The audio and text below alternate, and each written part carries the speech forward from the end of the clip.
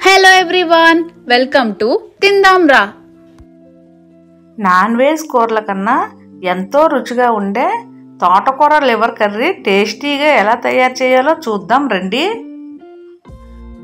మా వీడియోస్ని మీరు తప్పనిసరిగా లైక్ చేయండి, షేర్ చేయండి, సబ్స్క్రైబ్ చేయండి, పక్కన బెల్ ఐకాన్ క్లిక్ చేయండి. తోటకూర శుభ్రంగా కడిగి చిన్న చిన్న ముక్కలుగా కట్ చేసి ఒక గ్లాసు వాటర్ పోసి ఉడికించుకోవాలి. ఉడికిన తర్వాత వాటర్ అంతా వంచి పక్కన పెట్టుకోవాలి. తర్వాత ఒక మిక్సీ జార్లో ఉల్లిపాయలు పేస్ట్ చేసి పెట్టుకోవాలి. అలాగే 2 టమాటాలు కూడా పేస్ట్ చేసి పెట్టుకోవాలి. ఉడికించుకుని నీళ్ళంతా వార్చుకున్న తోటకూరని ఒక మిక్సీ జార్లో వేసి ఒక పచ్చిమిర్చి వేసి మెత్తగా పేస్ట్ చేసి పెట్టుకోవాలి. ఈ తోటకూర పేస్ట్లో ఏ కప్పుతో తోటకూర తీస్తున్నామో అదే కప్పుతో శనగపిండి వేసుకోవాలి. అలాగే ఉప్పు, కారం, మసాలా పొడి వేసుకోవాలి. ఇవన్నీ తోటకూరలో బాగా కలిసేలా కలుపుకోవాలి.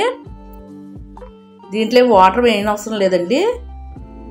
ఇడ్లీలు వేసుకుంటాం కదా, ఆ రేకులు కొంచెం నూనె రాసుకుని ఇడ్లీలా వేసుకోవాలండి. ఆవిరికి ఒక 20 నిమిషాలు ఉడికించుకోవాలి.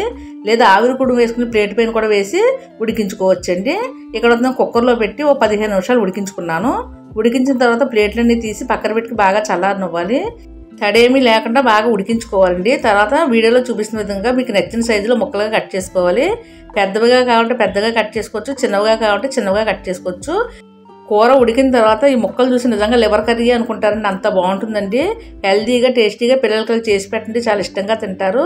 తోటకూర తిన్న వాళ్ళు కూడా చాలా ఇష్టంగా తింటారండి. స్టవ్ పైన ఒక కడాయి పెట్టుకుని ఒక 4 స్పూన్లు నూనె వేసుకోవాలి. దాంట్లో ఆవాలు, జీలకర్ర వేసి వేయించుకోవాలి. తర్వాత కొంచెం కరివేపాకు వేసుకోవాలి.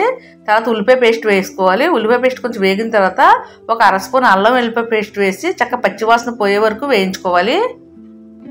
ఉల్లిపాయ పేస్ట్ అంతా బాగా వేగిన తర్వాత మనం టమాటా ప్యూరీ చేసుకున్నాం కదా, ఆ టమాటా పేస్ట్ని కూడా వేసుకోవాలి. ఈ టమాటా పేస్ట్ కూడా కదుపుకుంటూ వేయించుకోవాలి, పచ్చివాసన ఏమి లేకుండా వేయించుకోవాలి. ఇది కొంచెం సేపు వేగిన తర్వాత దీంట్లో ఒక 1/2 స్పూన్ పసుపు, 1 స్పూన్ నిండుగా కారము, మీ టేస్ట్ తగ్గట్టుగా సాల్ట్ని యాడ్ చేసుకోవాలి.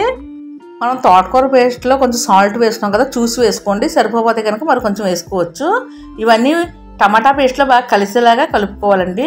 ఇవన్నీ ఇలా కలిసిన తర్వాత దీంట్లో మనం కట్ చేసి పెట్టుకున్నాం కదండి తోటకూర లివర్ ముక్కలు, ఆ ముక్కలన్నీ వేసుకుని కలుపుకోవాలండి. ఇలా కలుపుకోవడం వల్ల దీన్ని ఏదైనా పచ్చి వాసన ఉంటే అంతా పోతుంది.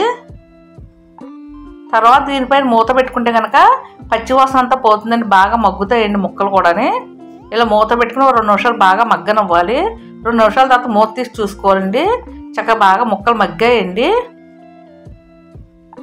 తర్వాత దీంట్లో ఒక గ్లాస్ నిండుగా వాటర్ పోసుకోవాలి. ఇలా వాటర్ పోసుకుని కూర అంతా బాగా కలిసేలా కలుపుకోవాలి. పైన మూత పెట్టుకుని స్టవ్ మీడియం ఫ్లేమ్లో పెట్టుకుని చక్కగా ఉడికించుకోవాలండి. దీనివల్ల ముక్కలన్నీ చక్కగా ఉడుకుతాయి. మధ్య మధ్యలో తీసి కదుపుకుంటూ ఉండాలి. సాల్ట్ సరిపోయిందో లేదో ఒకసారి చెక్ చేసుకోండి. సాల్ట్ సరిపోతే కనుక మరి కొంచెం సాల్ట్ని యాడ్ చేసుకోవాలి. నేను వేసిన సాల్ట్ అయితే నాకు సరిపోలేదండి, ఒక 1/2 స్పూన్ సాల్ట్ వేసుకుంటున్నాను. ఇలా సాల్ట్ వేసిన తర్వాత కూరలంతా బాగా కలుపుకోవాలండి. తర్వాత మేగడ పెరుగు వేసుకోవాలండి. మేగడ ఉంటే మేగడ వేసుకోండి, లేకపోతే మేగడ పెరుగు వేసుకోవచ్చు. కమ్మగా ఉండే పెరుగు వేసుకుంటే కనుక ఈ కర్రీ చాలా రుచిగా ఉంటుంది. స్టవ్ ఆఫ్ చేసి కూరను బాగా చల్లారనివ్వాలి. చల్లారిన తర్వాత ఒక సర్వింగ్ బౌల్లో వేసుకుని సర్వ్ చేసుకోవాలండి. చూసారు కదండి, ఫంక్షన్స్లో వేసే తోటకూర లివర్ కర్రీ ఈజీగా, టేస్టీగా, హెల్తీగా ఎలా చేసుకున్నామో. తోటకూర అంటే ఇష్టం లేని వాళ్ళకి ఇలా చేసి పెట్టండి, చక్కగా తింటారండి. ఈ కర్రీ రైస్లోకి, చపాతీలోకి, పుల్కాల్లో కూడా అయితే బాగుంటుందండి. అలానే బిర్యానీ చేసినప్పుడు కూడా సైడ్ డిష్గా కూడా వాడుకోవచ్చు. చాలా చూసారు కదండి తోటకూర లివర్ కర్రీ. మీరు కూడా ఒకసారి తప్పనిసరిగా ట్రై చేసి ఎలా వచ్చిందో మీ కామెంట్స్ మాకు పంపండి. లైక్ చేయడం మటుకు అసలు మర్చిపోకండి. Thank you.